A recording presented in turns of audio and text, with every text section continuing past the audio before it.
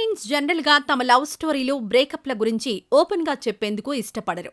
ఒకవేళ అలా చెప్తే ఇతరుల ముందు చులకనైపోతామని లేదా ఇండస్ట్రీలో అవకాశాలు తగ్గిపోతాయని భయపడుతుంటారు. కానీ హీరోయిన్ రాశీ ఖన్నా మాత్రం తన లవ్ స్టోరీ గురించే కాదు, బ్రేకప్ గురించి కూడా ఓపెన్ గా చెప్పేసింది.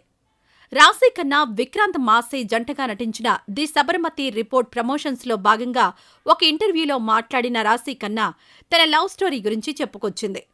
రాశీ ఖన్నా మాట్లాడుతూ, పర్సనల్ లైఫ్లో నేను చాలా ఎమోషనల్గా ఉంటాను. అప్పట్లో నాకొక లవ్ స్టోరీ ఉండేది, కానీ కొన్ని కారణాల వల్ల అతనితో విడిపోయా. బ్రేకప్ తర్వాత నేను చాలా బాధపడ్డాను. ఒకానొక మూమెంట్లో డిప్రెషన్లోకి వెళ్లిపోయా.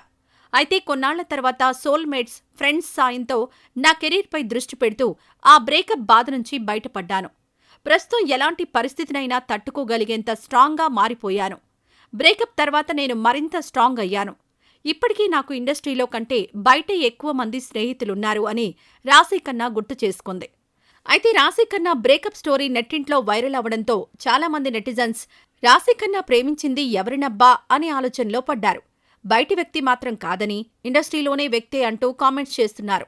విడాకులిచ్చిన హీరోతో రాశీ ఖన్నా ప్రేమాయణం నడిపింది. తీరా చూస్తే ఆ హీరో మరో హీరోయిన్తో ప్రేమలో పడి పెళ్లికి సిద్ధమవడంతోనే రాశీ ఖన్నా చాలా బాధపడి డిప్రెషన్లోకి వెళ్లిందనే కామెంట్స్ కూడా ఇండస్ట్రీ ఇన్సైడ్లో వినిపిస్తున్నాయి. యంగ్ హీరోలతో వరుసగా సినిమాలు చేసిన రాశీ ఖన్నా గత కొంతకాలంగా టాలీవుడ్లో సినిమాలు చేయడం లేదు. ప్రస్తుతం ఆమె చేతిలో తెలుసు కదా అనే సినిమా మాత్రమే ఉంది. ఆ మూవీలో సిద్ధు జొన్నలగడ్డ హీరోగా చేస్తున్నారు.